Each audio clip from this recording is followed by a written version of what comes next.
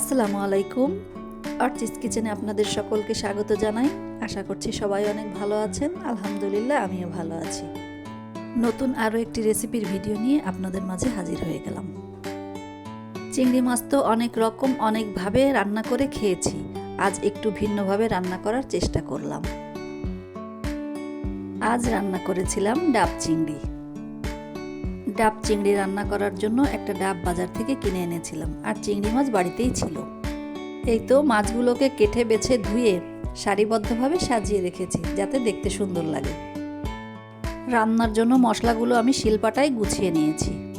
এখানে আমি নিয়েছি কালো সরিষা, আদা, রসুন, পেঁয়াজ, কাঁচামরিচ। এবার ডাবটাকে কেটে নিচ্ছি।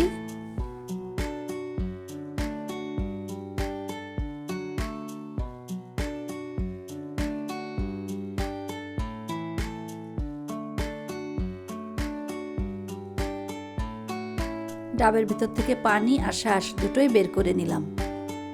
ডাবের শাঁসটাকেও আমি বেটে নিয়েছি।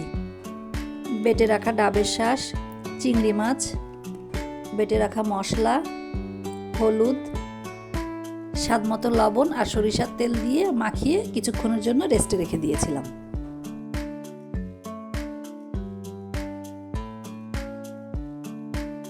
ডাবের মধ্যে মেখে রাখা চিংড়ি মাছগুলো দিয়ে দিচ্ছি।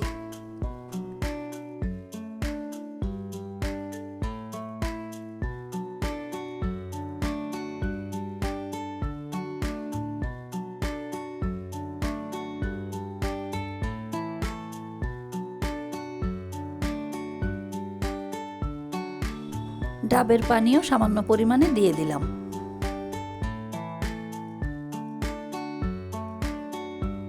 কিছুটা আটা আগেই মাখিয়ে রেখেছিলাম মুখটাকে খুব ভালো মতো সিল করার জন্য।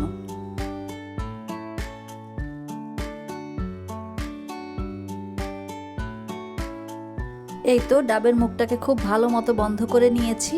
এবার চুলা জ্বালিয়ে স্ট্যান্ড বসিয়ে ডাবটাকে বসিয়ে দিলাম চুলার উপরে। প্রথম দিকে চুলার জালটা বেশ জোরেই ছিল, পরে মৃদু আঁচে প্রায় ঘন্টাখানিক রান্না করে নিয়েছি। এখন ডাবের মুখটা খুলে দেখি ভিতরের কি অবস্থা। মুখটা খোলার সাথে সাথে সরিষার একটা ঝাঁঝালো ঘ্রাণ বের হয়েছে।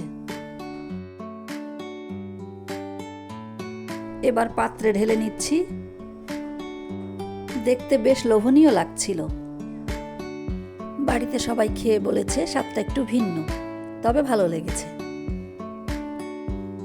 আশা করছি আমার আজকের ভিডিওটি আপনাদের ভালো লেগেছে। যদি ভালো লাগে প্লিজ আমার চ্যানেলটিকে সাবস্ক্রাইব করবেন।